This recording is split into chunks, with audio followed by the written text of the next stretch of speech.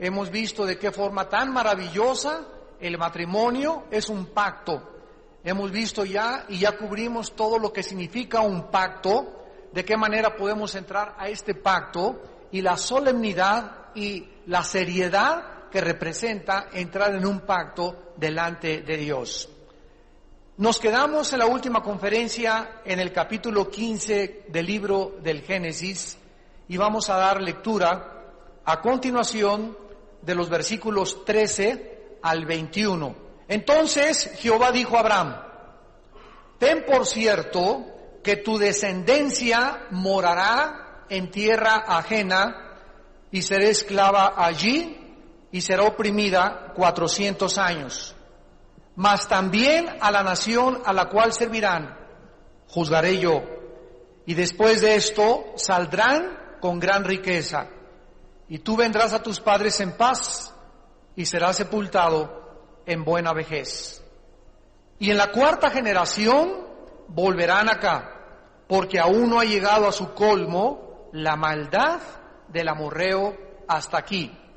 Y sucedió que puesto el sol y ya oscurecido, se veía un horno humeando y una antorcha de fuego que pasaba por entre los animales divididos.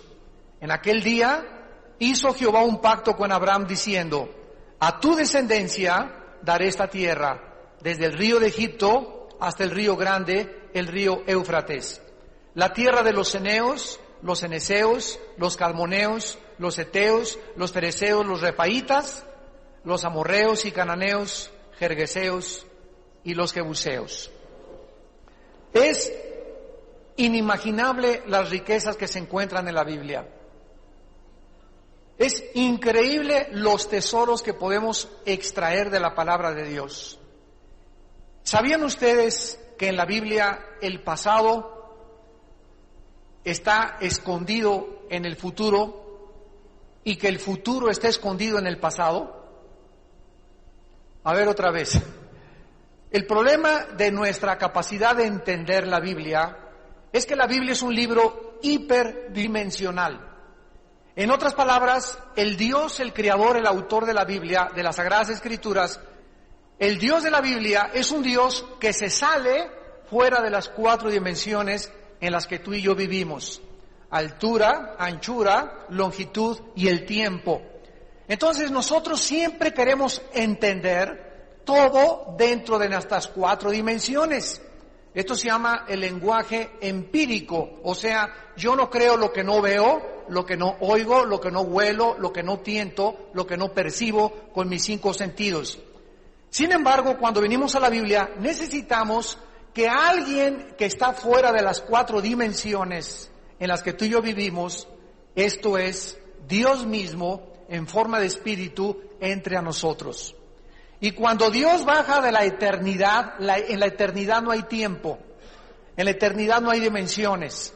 Cuando Dios baja de la eternidad y entra a nosotros, nos quita unas vendas, nos quita una cubierta que tenemos en el cerebro, que no la puede quitar ningún científico, ningún conocimiento, ninguna investigación filosófica, más que el Espíritu de Dios.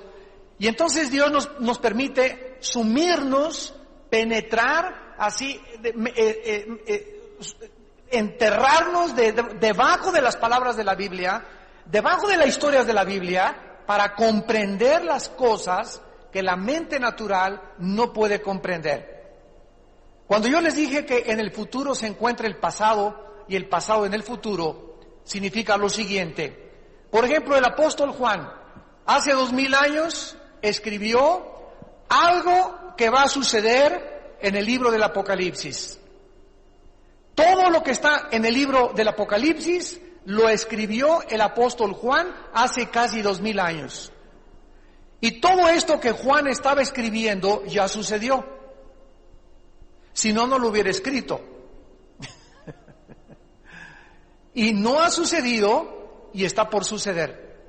Entonces vemos que el Apocalipsis, cuando venimos al Apocalipsis, se encuentra ¿en dónde? En el pasado, porque en el pasado fue escrito.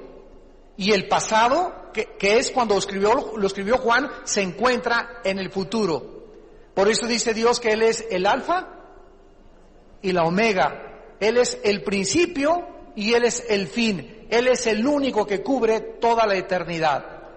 Nosotros vemos en nuestro pasado cómo Dios ha actuado y cómo Dios ha obrado para prepararnos ¿hacia dónde? Hacia el futuro. Si nosotros no olvidamos el pasado y no entendemos que el pasado fue un entrenamiento, lo que pasó hace 5 minutos es el pasado ya. Lo que pasó ahorita hace 5 segundos ya es mi pasado. Y nada de lo que he experimentado hace 5 minutos o hace 10 minutos puedo usarlo más que como un entrenamiento y como una experiencia en mi presente para en el presente prepararme para el futuro. Entonces, todo lo que pasó y sucedió en tu vida antes de hoy, ¿verdad? Ya no vuelve jamás a suceder a menos que tú quieras que vuelva a suceder y no aprendiste del pasado. Por ejemplo, si aprendiste, ¿verdad?, que robar se paga con la cárcel y que el adulterio es falto de entendimiento, heridas y vergüenza hallará, y no entiendes con lo que tú aprendiste, entonces, ¿qué es lo que sucede? Que repites el pasado y repites el pasado y repites el pasado y te impides proyectarte hacia el futuro. Y vas a llegar a los 50 años de edad y nunca pudiste extenderte, nunca pudiste descubrir cosas nuevas porque traías tu pasado cargándolo continuamente durante toda tu vida. Y Dios dice en la Biblia, en Filipenses, olvidando ciertamente lo que queda atrás y extendiéndonos a lo que queda adelante. Pero yo no me puedo proyectar si el pasado aún lo traigo cargando. Aún lo traigo en mi vida y aún lo traigo en mi corazón. Porque entonces me impedirá vivir el presente también. En el versículo 13 del capítulo 15 del Génesis, Dios hace un paréntesis, noten ustedes, entre el versículo 12 y el versículo 17. Apúntenlo por favor a los que les interesa cuando Dios les habla a su corazón. Entre el versículo 12 y el versículo 17 hay un paréntesis. ¿Cómo lo sabemos? Noten ustedes el versículo 12. Mas a la caída del sol, o sea, cuando el sol se estaba metiendo. Versículo 17, y sucedió a la caída del sol, opuesto el sol. O sea, cuando comenzó a oscurecerse, hubo un paréntesis en el cual Dios le da una profecía a Abraham. Y fue precisamente cuando se estaba oscureciendo ya, cuando ya se estaba haciendo de noche. Y antes de que se hiciera de noche, Dios le da esta profecía a Abraham, que continúa después la narración en el versículo 17. Notemos antes en nuestra conferencia en esta mañana, cuál es este paréntesis antes de que se hiciera de noche en la vida de Abraham. Entonces Jehová dijo a Abraham: ten por cierto que tu descendencia morará en tierra ajena y será esclava allí y oprimida 400 años. Dios le da un mensaje a Abraham y le dice que es el mismo mensaje a nosotros, y aquí está toda la vida hasta que Jesucristo regrese. Todos nosotros vamos a morar en una tierra ocupada por el enemigo. Noten ustedes la frase, tierra ajena. ¿Qué significa tierra ajena? Que no es tuya ni es mía. Abraham, vas a morar en una tierra, en un planeta que no es tuyo.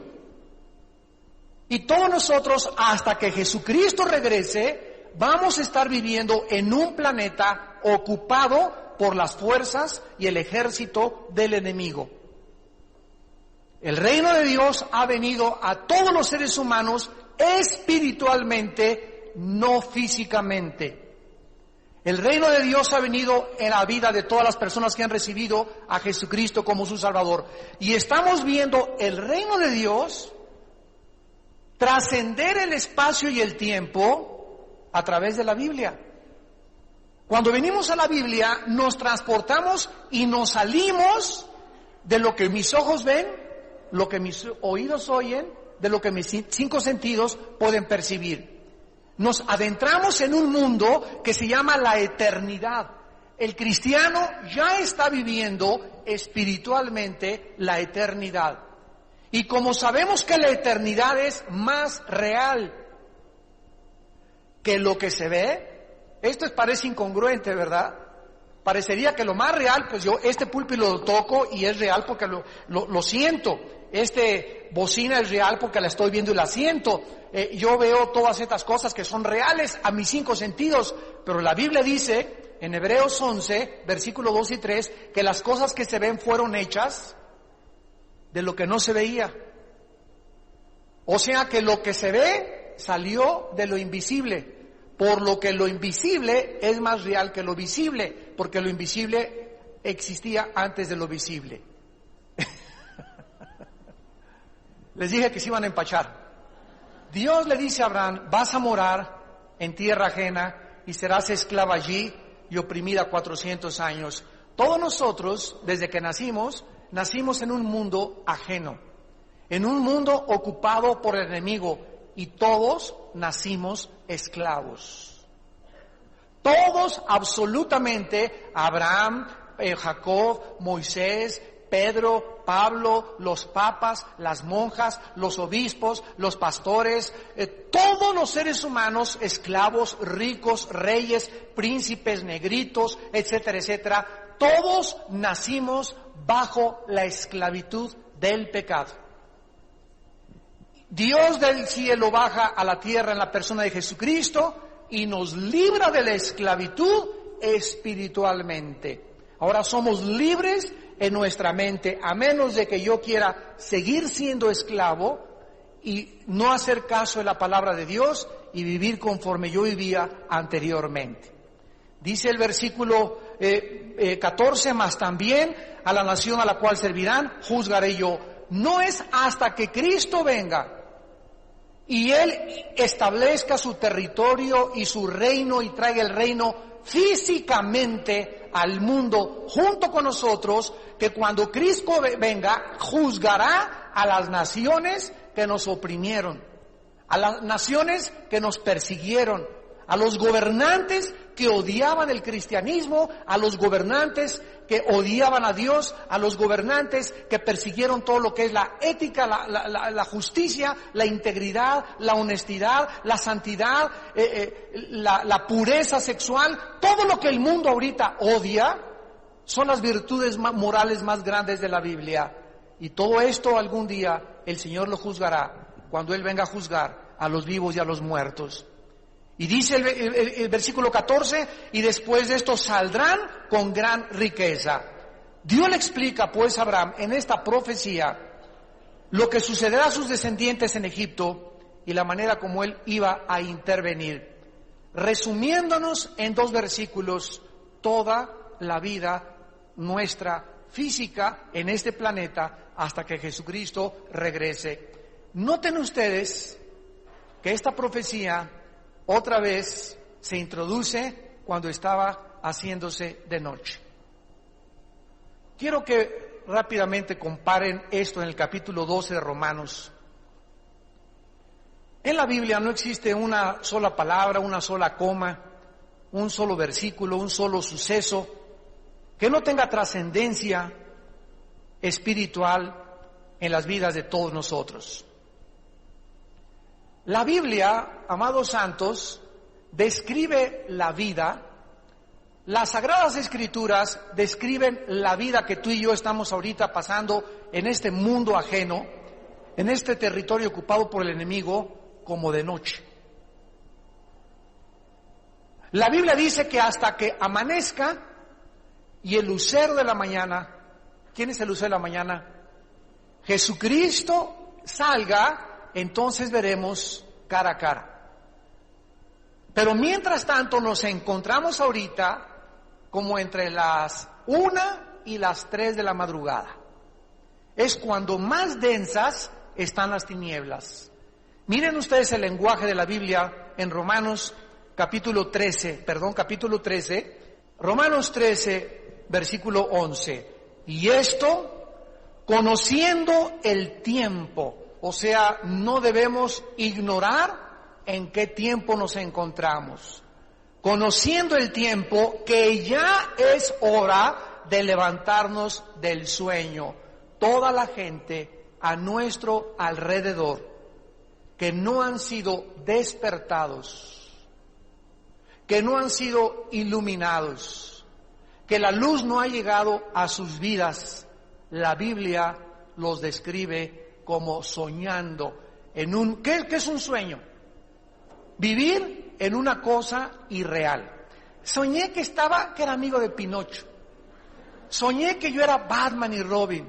Soñé que estaba en Acapulco y iba con la princesa y éramos felices por los siglos de los siglos. Todo el mundo a nuestro alrededor cree que hacer dinero es la papa de la vida. Y todos están trabajando 2 turnos, robando, tratando de comprarse su casa porque creen que ahí se encuentra la felicidad, la seguridad, el sentido, el propósito para poder vivir. Y es un sueño. La gente a nuestro alrededor cree que si gano cantando por un sueño, ya la hice. Y ahí están y vemos cómo se manipulan las emociones de los seres humanos en estos programas. Cómo sacan a personas cieguitas, con cáncer, que no pueden, ¿verdad? Y todo eso que apela a las emociones de la gente para que la gente mande dinero a cantando por un sueño y para que la persona que representa eso tenga más votos. O sea, realmente no es por la voz, es por los sentimientos y lo que representan cada persona. Y creen que si ellos ya hacen eso, ya la hicieron. ¿Cuántas personas dicen, si yo llego a llegar a Hollywood y si llego a firmar en Televisa una telenovela, ya la hice? Es un sueño. Ya que están ahí, ¡pum!, se les rompe la burbuja de jabón, se les rompe y se dan cuenta que ni la fama, ni el dinero, ni el poder, ni la popularidad, ni nada de lo que buscaban ellos, les trajo a su vida sentido, propósito, llenura, esperanza, paz y tranquilidad. Solo Dios nos puede dar todas esas cosas. Y mientras tú no tengas a Dios, vives en una burbuja de jabón que se va a romper muy pronto en tu vida. Vives soñando. Ahora, sabiendo esto, ya es tiempo de levantarnos. Sería el colmo que hubiera cristianos que todavía siguieran soñando. Esto es lo que Pablo nos quiere decir en el versículo 11. Porque ahora está más cerca de nosotros nuestra salvación que cuando creímos. La noche está avanzada. ¿Cómo se describe en la Biblia la vida? Que la noche está avanzada. Si hace 2000 años, cuando escribió Pablo esto, tal vez él dijo, estamos como a las 12 de la noche, ahorita nos encontramos como a las 2 o 3 de la madrugada. La noche está avanzada y se acerca, ¿qué cosa? ¿Quién cree que es el día? El día es en la aparición de la segunda venida de Jesucristo. Se acerca la luz, ya va a amanecer. Ahorita hay lloro, ahorita hay tristeza, ahorita hay enfermedades, ahorita hay persecución, ahorita hay burlas, sí es verdad. Pero sin embargo se acerca el día, se acerca la mañana, porque en la noche durará el lloro y en la mañana vendrá la alegría. Y nada es comparable de las aflicciones que hemos pasado con las bendiciones que vamos a tener cuando amanezca y cuando el lucero de la mañana salga a nuestros corazones. Se acerca el día, dice la Biblia, desechemos pues las obras de las tinieblas y vistámonos las armas de la luz. Regresamos a Génesis 15 y ahora tiene sentido ver por qué Dios, para hacer el pacto más grande de toda la historia humana, donde se encuentran los tipos de la cruz, porque este pacto representa la cruz, le da la profecía, Dios cuando comenzaba a hacerse de noche. En el versículo 17, en medio de la oscuridad, y cuando comenzaba ya el temor, como vimos anteriormente de Abraham, de que la noche caía, como dice en el versículo 12, a la caída del sol sobrecogió el sueño a Abraham, he aquí el temor de una grande oscuridad cayó sobre él. mientras estamos en el valle de estas sombras y de muerte, mientras estamos en esta vida, estamos con muchos temores, porque no vemos claramente todavía las cosas. Estamos siendo atacados filosófica, estamos siendo atacados moralmente, estamos oyendo gritos, muertes, guerras, tsunamis, huracanes, devastaciones. Vivimos en un mundo, ¿verdad?, donde cada vez hay más oscuridad, más tinieblas, mas no para nosotros. No para nosotros. Y miren ustedes que cuando comienza a hacerse de noche, algo sucede en la vida de Abraham. Versículo 17. Sucedió que puesto el sol, o sea, cuando ya el sol se había metido, cuando ya era noche, se veía un horno humeante. Aquí se agrega una nueva dimensión a la vida de Abraham y a la vida de todos nosotros. A la oscuridad normal de la noche se agrega un horno humeante. El horno en la Biblia significa frecuentemente sufrimiento y purificación. Apúntalo. El horno significa en la Biblia sufrimiento y purificación. Veamos algunos versículos. Proverbios 20, versículo 30. Los azotes que hieren son medicina para el malo, y el castigo purifica el corazón. El castigo purifica el corazón. ¿Qué pasa cuando la mamá al niño, pao, pao, pao?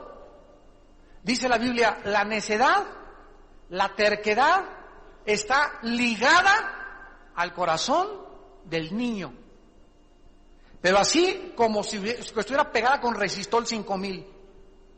Y la única forma a un niño de hacerlo despegarse, la única forma de poder entrenar y formar el carácter de un niño para hacer a un lado su terquedad, sus demandas, su fuerza de voluntad, es poco a poco con la mano y dándole en las partes que no tienen alma, en las pompis. La Biblia no nos enseña a patear a los niños en las piernas, ni a darles de varazos en la cabeza, ni en los brazos, ni ponches en el estómago, ¿verdad? Al niño lo agarras, lo volteas, te lo acuestas y pao, pao, pao, en el momento en que el niño te hace el capricho y se tira como reguilete y como trompa y te dice, quiero dulce, quiero dulce, quiero dulce. El niño trae una disposición a que me cumples lo que te estoy mandando. Y el pao, pao, pao le comienza a enseñar, no te vas a salir con la tuya. Lo va a comenzar a limpiar y a purificar de su terquedad. ¿Y qué hace Dios con nosotros? Yo quiero esa chava, yo quiero esa chava, yo quiero esa chava. Cállese porque usted está casado.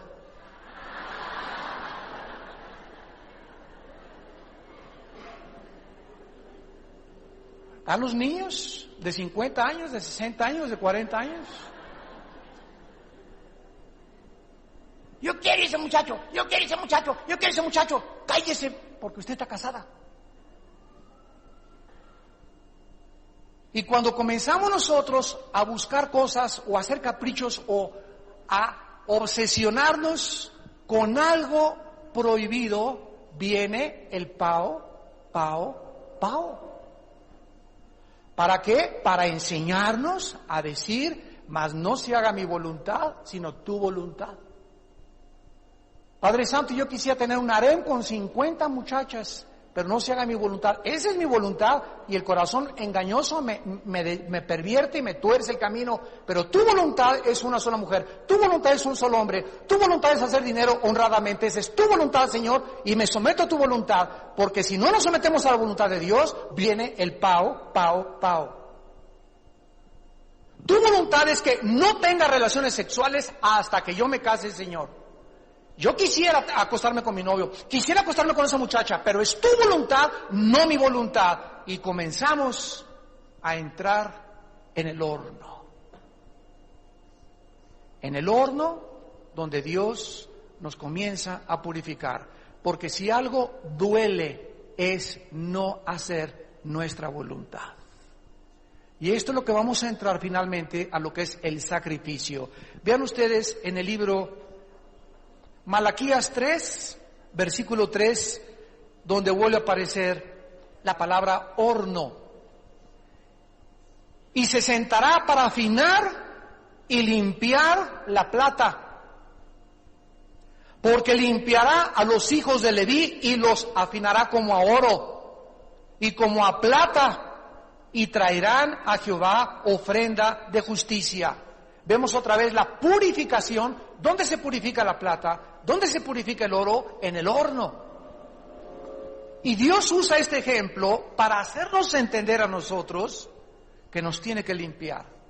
Nos tiene que limpiar de tantos caprichos que tenemos en la vida, de tantas cosas que no sabemos que nos van a hacer daño algún día, de tantos deseos de nuestros ojos, de tanto egoísmo, de tanta avaricia, de tantos intereses personales de nosotros. Dios nos tiene que limpiar y limpiar y purificar y purificar y purificar. Es ese horno al cual Abraham tenía que entrar. Inmediatamente en la noche ve un horno de fuego junto al sacrificio. Dice en Primera de Pedro capítulo 1, versículos 6 al 7, Primera de Pedro 1, del 6 al 7, en lo cual nosotros nos alegramos ahora un poco de tiempo, si es necesario, tengamos que ser afligidos.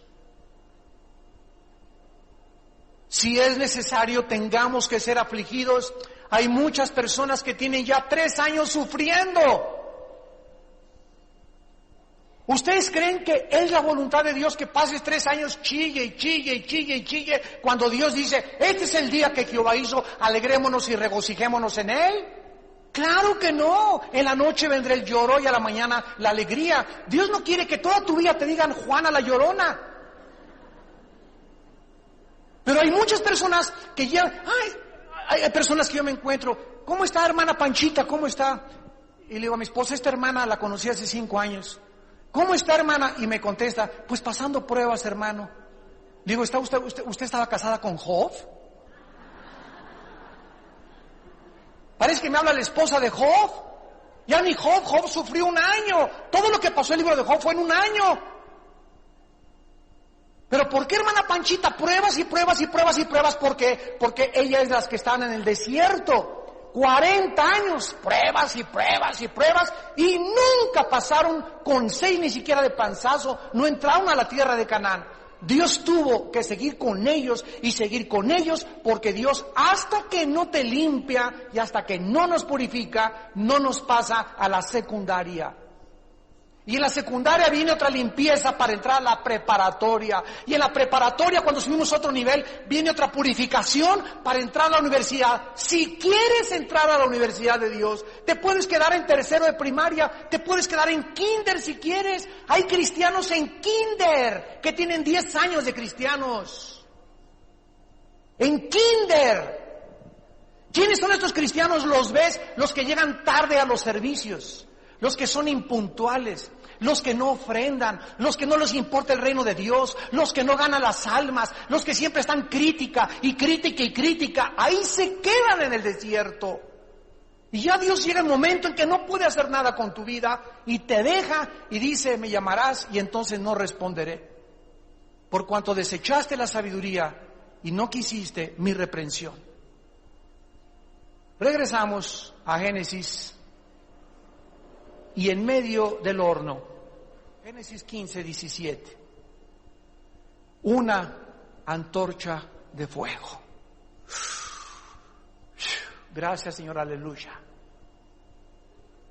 Ahí en el horno de fuego, una antorcha de fuego. Qué profundo significado tenemos aquí.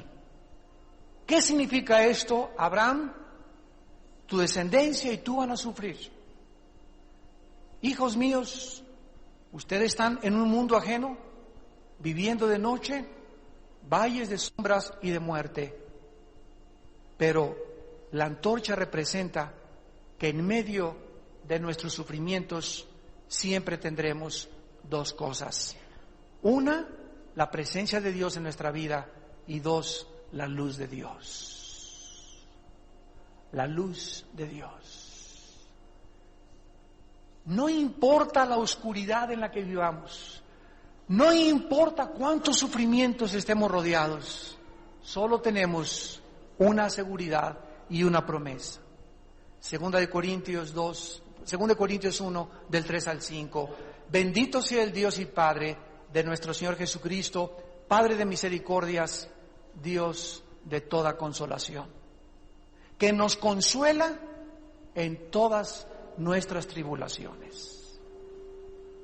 Bendito sea, Señor, porque en todos nuestros problemas y en todas nuestras tribulaciones, nuestra alma encuentra descanso en ti.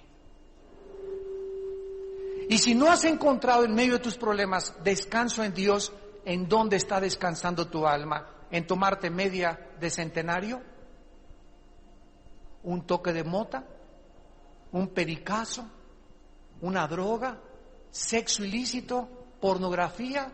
¿En dónde está descanso? Ahí encuentras descanso. ¿Por qué encuentras descanso ahí? Porque es un engaño, es un descanso falso. Cuando se te pase la borrachera, cuando se te pase el efecto de la droga, cuando ves que cometiste adulterio y que arruinaste a tu esposa, a tu familia, lo que hayas hecho, te darás cuenta que era mentira, que no era cierto, que estabas soñando. Pero cuando encuentras a Jesucristo que nos grita y nos dice: vengan a mí todos ustedes, los que están cargados y trabajados, que yo los haré descansar. Es en Jesús donde nuestra alma puede encontrar descanso.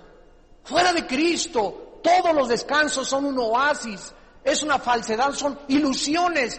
Ninguna mujer, ningún hombre, ninguna cantidad de dinero, ningún puesto, ninguna cosa que alcance la vida te va a dar descanso más que la persona de Jesucristo. Miren ustedes lo que dice la Biblia en 2 de Samuel 22.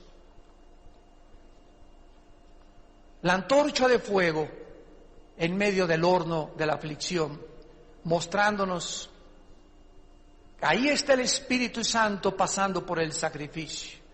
Ahí está el Espíritu Santo en medio de nuestro corazón, en medio de nuestros lamentos. Ahí tenemos a Dios dentro de nosotros.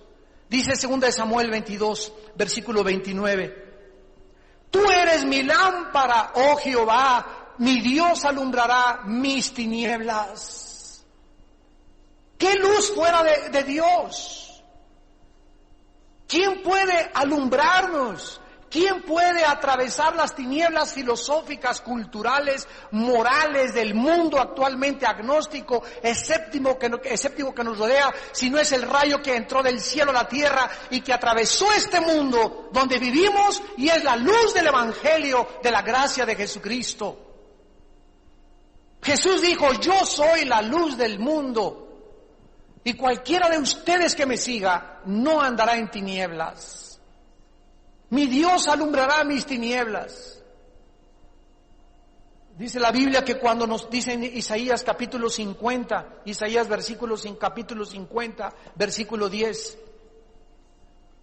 ¿Quién hay entre ustedes que teme a Jehová y oye la voz de su siervo?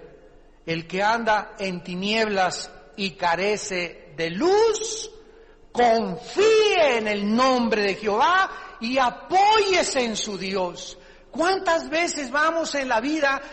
Dios mío, no sé qué hacer con mi matrimonio. Señor, no sé qué hacer con mi hijo. No sé qué hacer con mi trabajo. No sé a qué iglesia irme. No sé por quién votar. No sé quién es el candidato adecuado para que tú me guíes. En todas estas tinieblas tenemos la luz en la Biblia.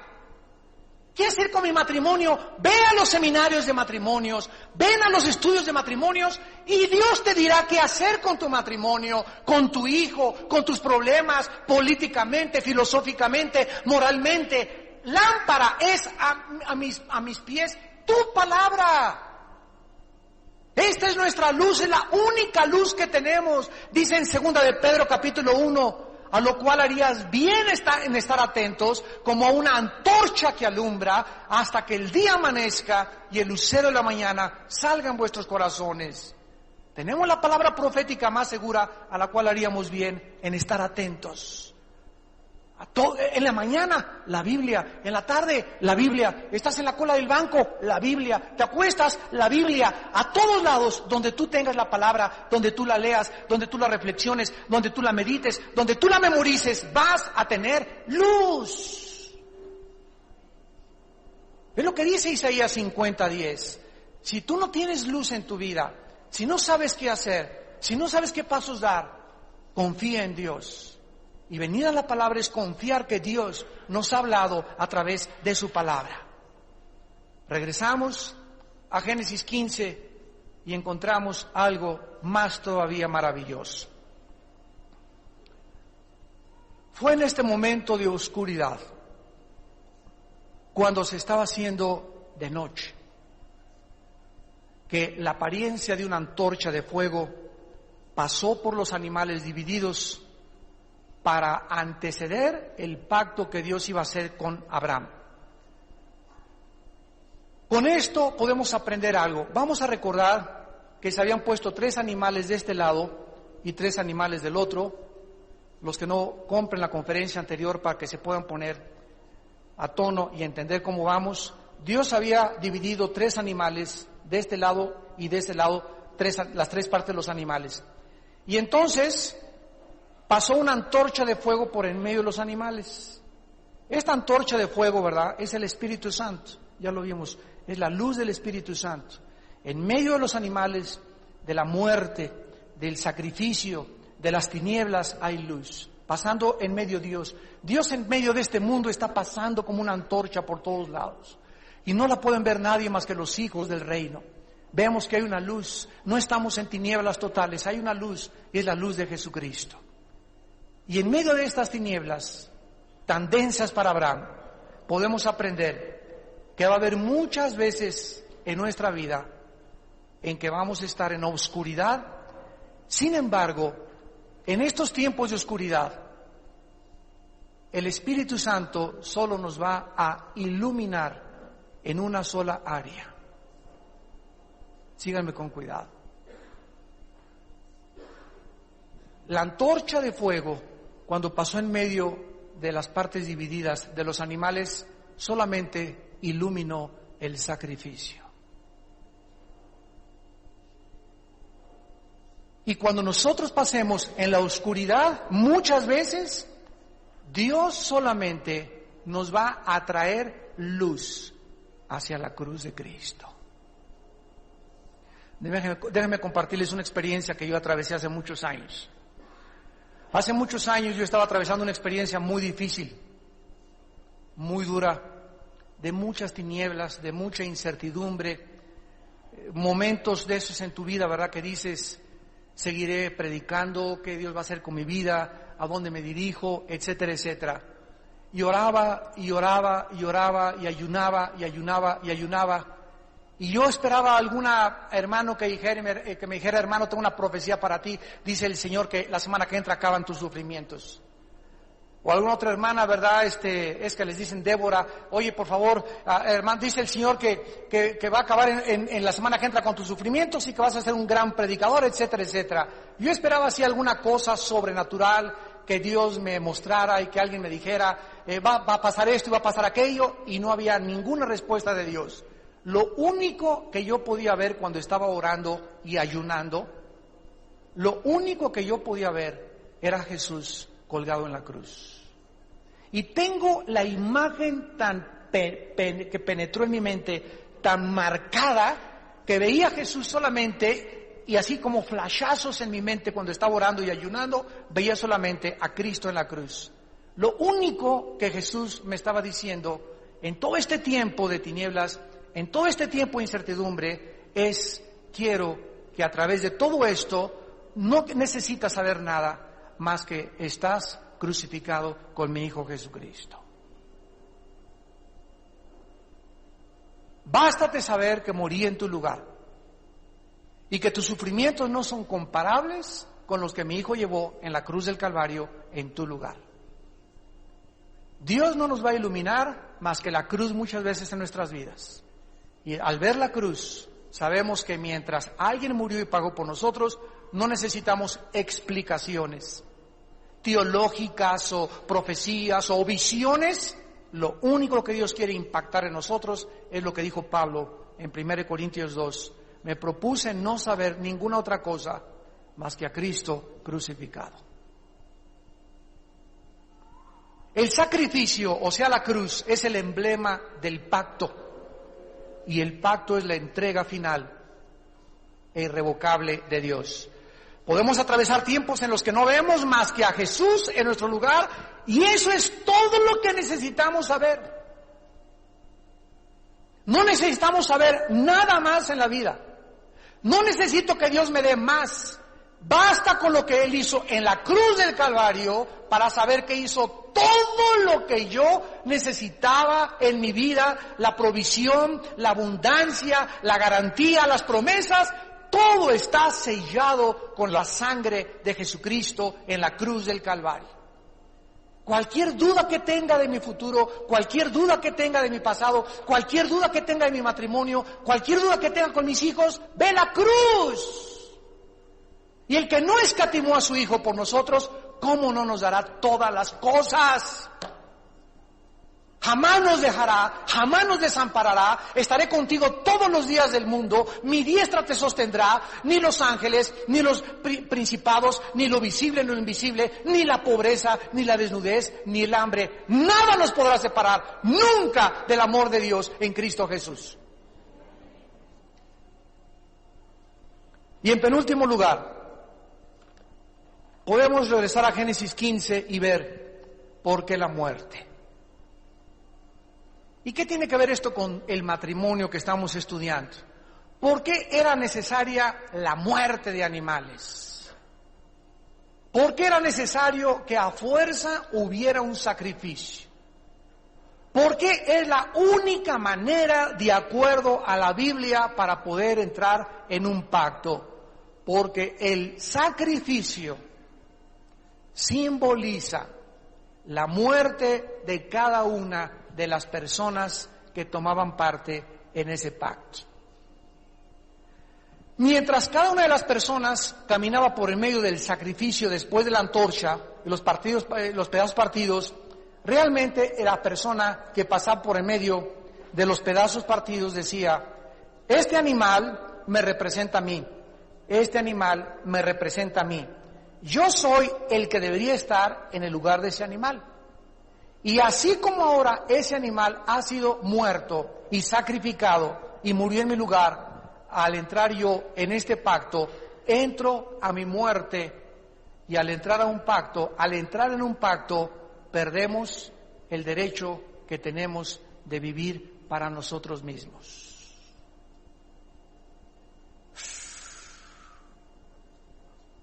Ay, Señor, ayúdanos. Cuando dos personas se casan, ¿qué están diciendo? ¿Se acuerdan de la famosa epístola de tu padrino Melchor Ocampo? ¿Se acuerdan lo que dice la epístola de Melchor Ocampo? ¿Qué dice? Y ni en la muerte, ni la enfermedad, ni la lluvia, ni los truenos, ni los relámpagos nos podrán separar, y te juro lealtad a pesar de muerte, enfermedad, bla, bla, bla, bla, bla, bla, bla, bla. ¿Qué le está diciendo las palabras? Ya no vivo yo, sino ahora vivo para que yo muera junto contigo. Tú no vas a vivir ya, y vas a morir, y vas a ser mía. Y en el pacto matrimonial perdemos nuestros derechos, y ahora los dos somos una sola carne. Y el matrimonio es un sacrificio donde, si no existe la muerte de los dos, no puede haber resurrección. Me río porque yo lo entendí.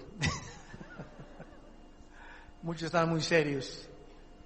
Mientras en el matrimonio no haya muerte de la pareja, Cristo no puede vivir. ¿Cuándo viene el matrimonio? ¿Y qué matrimonio puede llegar a los 85 años de edad, a los 90 años de edad, y los dos pellizcándose todavía y besitos de periquito a los 80 años? pellizcándose las pompis a los 70 años de edad, caminando en la manita a los viejitos por el parque, ahí Naucali, por todos lados, y por el parque y por Plaza Galerías, a los viejitos sentándose y haciéndose cosquillas, y sentándose en un restaurante, y en lugar de que él esté así con el periódico durante una hora, y ella, ¿verdad? Teje, teje, teje, teje, teje, teje. Y ninguno de los dos ya se dice ninguna palabra. ¿Cuántos matrimonios hay así? Donde viven debajo de una casa y tienen años divorciados emocionalmente. Ya no se hablan, ya no se comunican, ya no hay absolutamente nada más que la costumbre de vivir juntos. ¿Ustedes creen que ese es el plan de Dios para nosotros?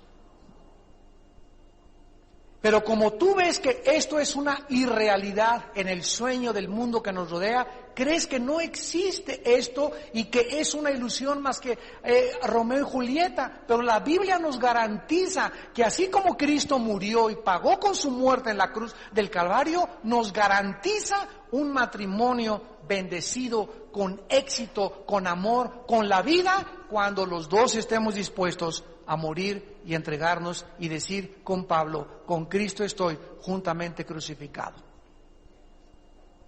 Y ya no vivo yo, mas vive Cristo en mí. Hermano, pero yo me crucifiqué y mi esposa ahí anda chacoloteando por abajo. Y yo estoy aquí en la cruz, hermano, y clavado, y me grita y me insulta, y ella ni quiere que le pongan un clavo siquiera. ¿Qué hago, hermano? Ven al seminario de matrimonios. Ahí te vamos a contestar. No, cuando una de las dos personas falla, ¿verdad? Ese no es tu problema. Tú déjaselo a Dios. Y déjala que se vaya con los soldados romanos, tu esposo. Que siga chacoloteando, tú sigue en la cruz. ¿Y sabes una cosa?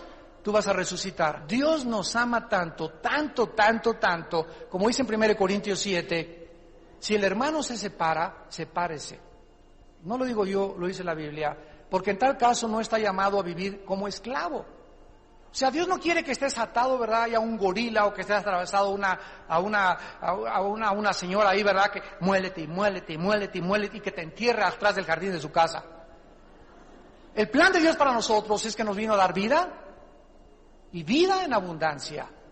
Pero si nosotros morimos, nos resucita, nos levanta de entre los muertos, nos da una vida sobrenatural, aquí en esta vida, y la resurrección física después de que Él regrese. Pero tú tienes que confiar y entender eso, que mi parte es morir. Ya si ella no quiere morir, ya si él no quiere morir, eso no es problema tuyo ni mío. Nosotros no podemos cambiar la vida de nadie, de nadie. Tú puedes ir a tu esposo, te vas a ir al infierno, esto y el otro, y yo soy esto y aquello, y tú no, y nada de lo que le digas, los guarachazos que le des, los versículos que le pongas en el espejo, como Sodoma has venido a hacer, etcétera, etcétera, nada lo va a transformar. A ella le puedes poner en el espejo en la mañana, como mujer, como gotera de lluvia, eres día y noche para mí. Proverbio fulano de tal. No te va a hacer caso, no va a hacer caso. El único que puede cambiarle la vida, transformar la vida, los pensamientos y el corazón de un ser humano es Dios. No podemos ni siquiera hacerlo con nuestros hijos. Lo podrás hacer con tu cónyuge. Y finalmente, para terminar, algunos años más tarde, cuando Abraham se convirtió en Abraham, Dios le dijo: dame a tu hijo, dame a tu hijo, tu único hijo. ¿Y saben por qué se lo pidió Dios? Porque años atrás, Génesis 15, ellos dos habían hecho un pacto. Y en ese pacto significa: lo tuyo es mío y lo mío es tuyo. Igual que en el matrimonio. No hay tal cosa en el matrimonio como: este es mi coche, ese es tu coche. Este es mi terreno, esa es tu casa. Una pareja que piensa de esa manera ni siquiera se pueden llamar cristianos, ¿verdad? Porque en el matrimonio es: lo mío es tuyo, lo tuyo es mío. Mi éxito es tu éxito, mi triunfo es tu triunfo, mi riqueza son tus riquezas. No hay nada que yo pueda decir es mío, es de los dos. Si queremos que Dios nos bendiga. Dios le dijo: dame a tu hijo, porque entramos en un pacto. ¿Te acuerdas en Génesis 15, Abraham? Sí, Señor, y lo tuyo es mío y lo mío es tuyo. Y en esta prueba tan tremenda, Abraham la pasó porque Dios intervino en el último momento y le detuvo la mano al ángel cuando se oyó la voz que decía en el cielo: ahora veo que temes a Dios. Sin embargo, aquí no termina la historia, porque Dios mismo también se había entregado a Abraham. Dios le dijo primero: dame tu hijo, y Abraham no se lo negó. Pero Dios también se había entregado a Abraham, y 2000 años después le llegó el turno a Dios. Del pacto de Génesis 15, Dios cumplió su parte del pacto como la cumplió Abraham. Y para satisfacer la necesidad de Abraham y de su descendencia, Dios ofreció y sacrificó y entregó a su Hijo Jesucristo. Y cuando Dios entregó a su Hijo Jesucristo, nadie intervino, Él tuvo que morir. Nadie intervino en ese momento, porque el Hijo de Dios murió crucificado, colgado entre el cielo y la tierra, para poder pagar por nuestros pecados. Este acto de la crucifixión de Jesucristo fue el final de la entrega de Dios a Abraham y a su descendencia, que somos tú y yo. Fue el final de una entrega donde el uno por el otro, miles de años antes atrás, se entregaron los dos incondicionalmente en un pacto. Así de solemne e irrevocable es la entrega que se hace en un pacto, el de llegar a dar la vida el uno por el otro. Si esto es realmente, amados santos de Dios, el pacto matrimonial, dar la vida el uno por el otro, ¿qué sería lo contrario a esto? ¿Qué es la antítesis del sacrificio si no es el egoísmo? El ego, tu ego, mi ego, es el enemigo y el lobo más grande que tenemos dentro de nosotros. No es tu esposa tu más grande enemigo, no es tu esposo tu más grande enemigo, es tu ego. Y como Dios sabe que es ese ego lo que impide que Él me bendiga, porque es lo que cuando me mete al horno, ay, lele, ay, está muy caliente esta prueba, ay, ya no quiero pasar esa prueba, Señor, ay, ya no quiero pasar por aquello. Cuando tenemos esa actitud en la vida, y Dios nos está mandando para purificarnos a quién, ¿verdad? A nuestros papás cuando éramos niños, a nuestros maestros en la escuela. Muchos no entendieron y somos los pastores los que tenemos que estarlos coachando. ¿Quién es un coach? Un entrenador. El entrenador no puede hacer que Jared Borghetti de la selección mexicana o Osvaldo Sánchez, el portero, porterien. El coach lo único que hace es sacar dentro de ellos lo que ellos ya traen y purificar lo que ellos ya traen. Un entrenador no puede hacer a nadie un portero ni a un jugador si él no trae la habilidad natural de meter goles y de porterear. El entrenador no puede hacer eso porque él tiene que haber nacido con esa facilidad, y el entrenador solamente saca el potencial escondido de los jugadores. Eso es lo que es un entrenador. Y nosotros los pastores no podemos cambiar a ninguno de ustedes. Solamente podemos ayudarles a sacar el potencial que Dios ha depositado en sus corazones. ¿Y cómo? A través de regaños, de exhortaciones, de reprensiones. Porque ya no podemos ni el chicote usar, aunque quisiéramos saber usar el chicote. Y dale. Bienaventurado aquel que puede soportar la exhortación. Dichosos aquellos que pueden recibir la exhortación y que no se amargan, ni se enojan, ni reparan. ¿Por qué? Porque demostraría que traes un ego del tamaño de King Kong. Y mientras más te rebeles, y mientras más protestes, y mientras menos bajes la cabeza, más tarde y más larga será tu vida en el horno de fuego.